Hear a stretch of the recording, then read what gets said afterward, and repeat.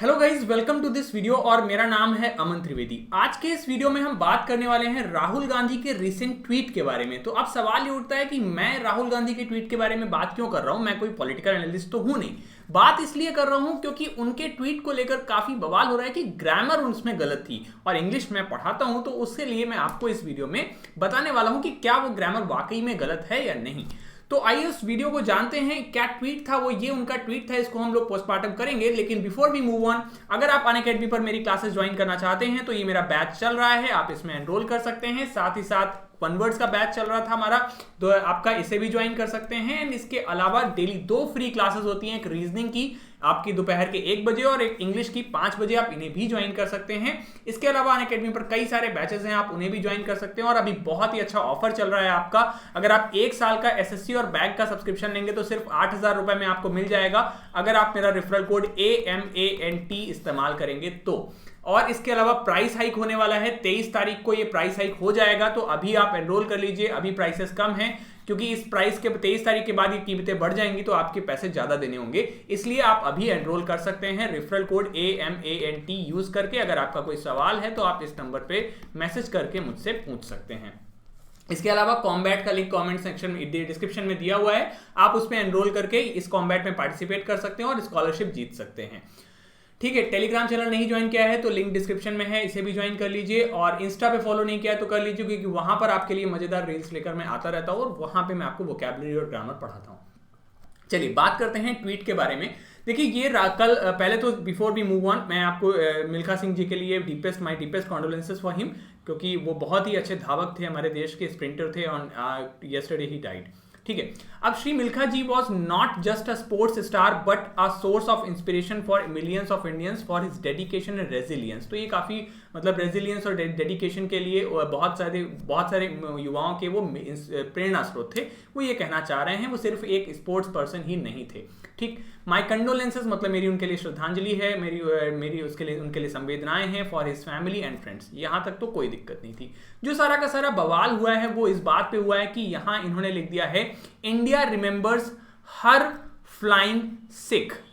देखिए जो कंफ्यूजन है वो शायद यहां तक ये हुआ है, इंडिया रिमेंबर्स। अब देखिए सवाल इस जो सेंटेंस है इसमें इन्होंने लिखा है इंडिया रिमेंबर्स हर फ्लाइंग सिख। तो इसको लेकर काफी लोगों का कहना है कि यहां हर नहीं होना चाहिए, हिज होना चाहिए। कुछ लोग कहते हैं इट्स होना चाहिए, कंट्री है तो इट्स होना चाहिए। कुछ लोग कह रहे हैं हिज होना चाहिए, कुछ कह रहे हैं ये गलत है। तो इसको लेकर सारी बवाल हो रहा है कि क्या यहां पर इंडिया के लिए हम प्रोनाउन हर का इस्तेमाल कर सकते हैं। तो देखिए मैं आपको बताऊं, हम लोग बिल्कुल ये इस्तेमाल कर सकते हैं, इसमें कुछ गलत नहीं है। क्यों गलत नहीं है? देखिए एक रूल होता है पर्सोनिफिकेशन का।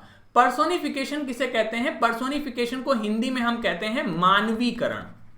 मानवीकरण का मतलब होता है हम किसी नॉन लिविंग चीज को लिविंग मान लेते हैं, तो उसे मानवीकरण अलंकार कहते हैं। ठीक है, जैसे आपको याद होगा रामायण में भी एक लाइन है, पीपर पात सरिस मन डोला, यानी कि पीपल के पत्ते के समान दशरथ का मन डोल गया। तो उसी को कहते हैं पर्सोनिफिकेशन, यानी कि उन्होंने पीपल के पत्ते को पर्सोनिफाई कर दिया, उसको हृदय मान लिया।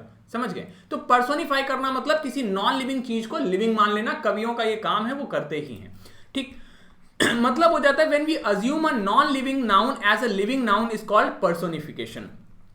इसी सेम लॉजिक से आपको पता होगा कि हम वैसे तो लिविंग नाउन्स के साथ में ही हम सिर्फ अपोस्ट्रोफे एस लगाते हैं, लेकिन इसी लॉजिक की वजह से हम कंट्री के नेम्स के साथ भी अपोस्ट्रोफे एस लगाते हैं। आपने देखा होगा इस्तेमाल होता है इंडियाज पॉपुलेशन या इंडियाज पॉल्यूशन।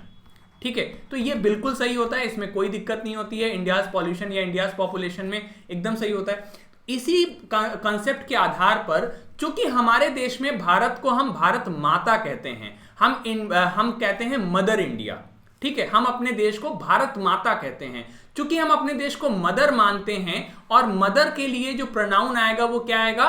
हर आएगा। इसीलिए हम यहां पर हर प्रोनाउन का इस्तेमाल कर रहे हैं इंडिया के लिए। ठीक है, तो इंडिया रिमेंबर्स हर फ्लाइंग सिख लिखना बिल्कुल सही है, इसमें कोई गलती नहीं है। ठीक, लेकिन अगर मान लीजिए अगर कोई यहां पर लिखता है India remembers it's flying Sikh, तो वो भी गलत नहीं होगा, क्योंकि प्रोनाउन जो है कंट्री के लिए इट का भी इस्तेमाल होता है, that is also very correct. जब आप इट का इस्तेमाल कर रहे हैं तो आप पर्सोनिफाई नहीं कर रहे हैं और वहां पर इट्स लिख रहे हैं, तो वो बिल्कुल सही है, गलत वो नहीं है, वो भी गलत नहीं है। लेकिन अगर इंडिया को हम अपनी भारत माता मानते हैं, मदरलैंड कहते हैं, इसलिए यहां पर हर सही है। लेकिन जैसे वेस्टर्न कंट्रीज में वो फादरलैंड कहते हैं, जापान को फादरलैंड कहते हैं, तो वहां पे वो हिज लिखेंगे अपने देश के लिए। लेकिन चूंकि भारत, हम अपने देश में भारत माता मानते हैं, मदर इंडिया मानते हैं, मदरलैंड मानते हैं, इसलिए यहां पर हर लिखना बिल्कुल सही है, उसमें कोई गलती नहीं है।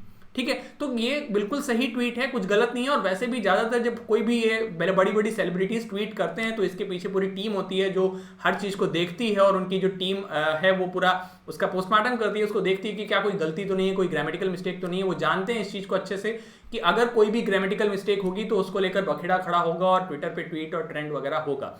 ठीक है, तो ये बिल्कुल सही है। हम इंडिया के लिए हर का इस्तेमाल कर सकते हैं, हम इंडिया के लिए इट्स का इस्तेमाल कर सकते हैं, दोनों ही सही है। कंट्री है तो इट्स भी सही है, कंट्री है इसलिए मदरलैंड है इसलिए हर भी सही है। तो इंडिया रिमेंबर्स हर फ्लाइंग सिख लिखना बिल्कुल करेक्ट है। ठीक है, तो अभी के वीडियो के लिए इतना ही। आशा करता हूं आपको ये छोटी सी बात और छोटी सी वीडियो समझ में आई होगी। ये जो मकसद था इस वीडियो का वो सिर्फ इतना था कि ये बताना कि क्या ये गलत है या नहीं गलत है, बस इतना बताना इसका पर्पस था, और आई थिंक वो पर्पस सॉल्व हो गया होगा। So let's keep it till here. मिलते हैं अगले वीडियो में अगले बात के साथ, और अगली सीरीज भी मैं जल्दी लेकर आऊंगा। Till then take very good care of yourself, have a very good day, take care, bye bye, thank you so much.